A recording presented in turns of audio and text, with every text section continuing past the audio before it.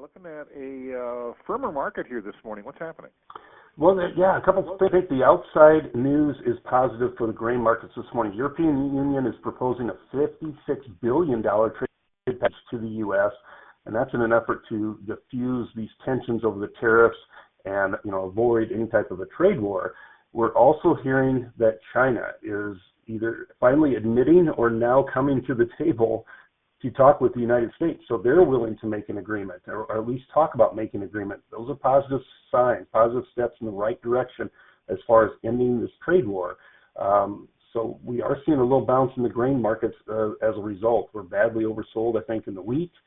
Maybe some of the forecasts are a little bit drier for parts of Kansas than what they were earlier in the week. There is a lot of rain through Oklahoma this weekend and in parts of Kansas, but majority of it might be a little bit drier forecast. So we're seeing a technical bounce here in the grain markets as a result of some of that news. Dollar is a little bit here this morning, although that market may start to firm up a little bit if, in fact, we reach an end to some of these trade wars. The tariffs are going to be a little bit negative for the dollar, but if we end some of those tariffs, boy, I think that could be a shot in the arm for the U.S. dollar index. Sure.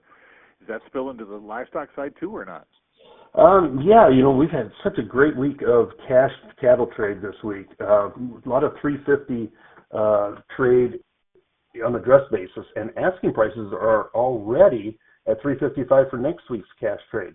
Packers are trying to cut their kills this week and trying to prop up their boxed beef and restore some of their lost margins, but even though the slaughter pace compared to last week now is virtually unchanged, the cutouts have not really improved, and so they're losing margins. They were about $75 ahead in the red 2 days ago. This morning it's estimated about $136 in the red after paying higher for this cash market.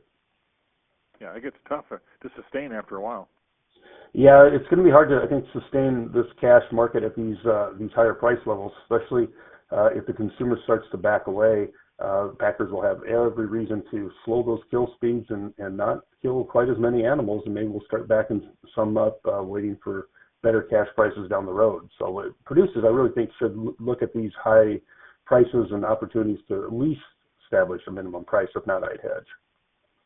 Yeah, right. Put a floor underneath them. Yes, sir. Yes, sir.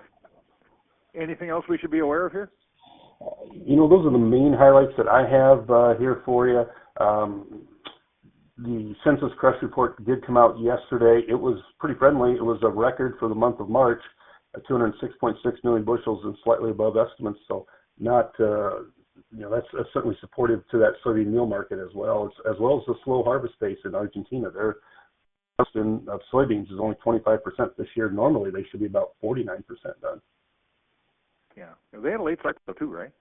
They had a late start, and then they've had too much rain now, so they are way behind on their harvesting, and that will affect the soybean meal market because they just can't ship the product out as quickly as they want to. Yep, for sure. All right, very good. Appreciate it, Brian. Thank you much.